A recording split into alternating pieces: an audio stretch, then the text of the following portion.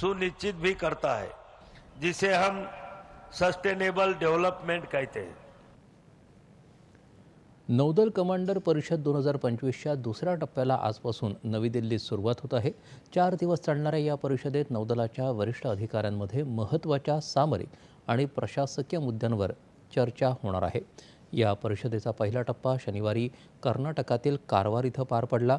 हिंद महासागर क्षेत्रात पसंतीचा सुरक्षा भागीदार म्हणून भारताच्या भूमिकेवर भर देण्याच्या आणि प्रादेशिक शांतता, सुरक्षा आणि स्थैर्यासाठी भारतीय नौदलाचं योगदान वाढवण्याच्या दृष्टीनं ही परिषद सर्वोच्च पातळीवरील द्वैवार्षिक कार्यक्रम आहे।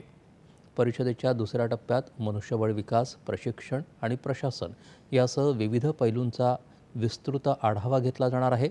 तिन्ही दलांमध्ये समन्वय वाढवण्यासाठी सरसेनाध्यक्ष, लष्कर प्रमुख आणि हवाई दल प्रमुखांसह वरिष्ठ लष्करी अधिकारीही या चर्चेत सहभागी होणार आहेत।